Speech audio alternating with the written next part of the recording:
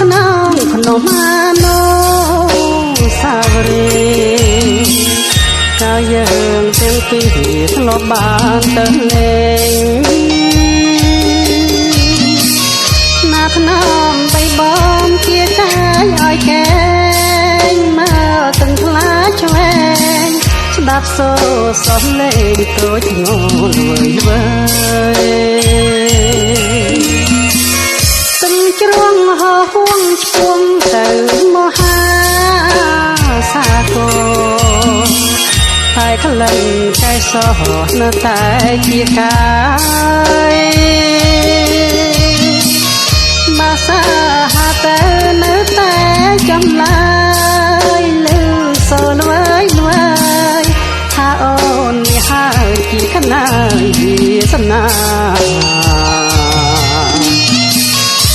ខ្នងភ្នំអាណូសាវរីលំអងកំភៀក្រានលើបបតាស្រងរហងកូនគួបនេត្រាធ្វើឲ្យចិន្តារតែបែកតែ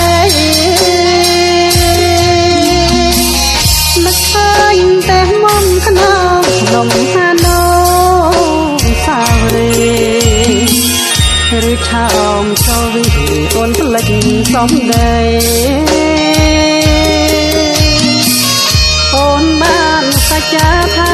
ស្មុំลูกស្រីទួងលោករលាយក៏ស្នេហ៍ពិសីមិនរលាឡើ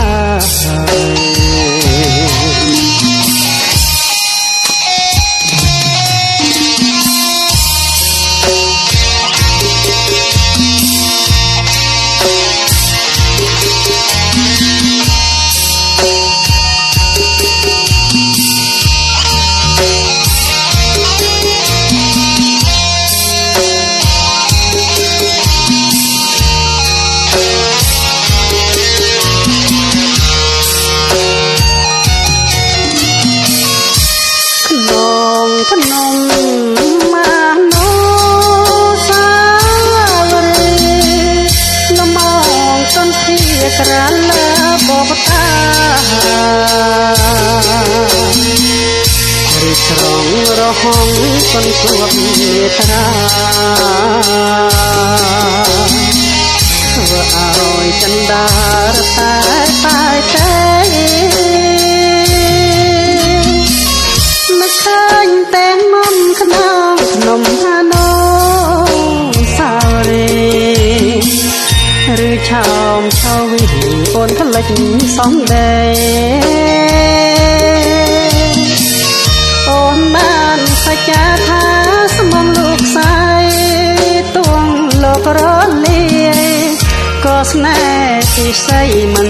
រលាឡើយស្នេហ៍ពិសីមិនរលាឡើយក៏ស្នេហ៍ពិសីមិនរលាឡើយ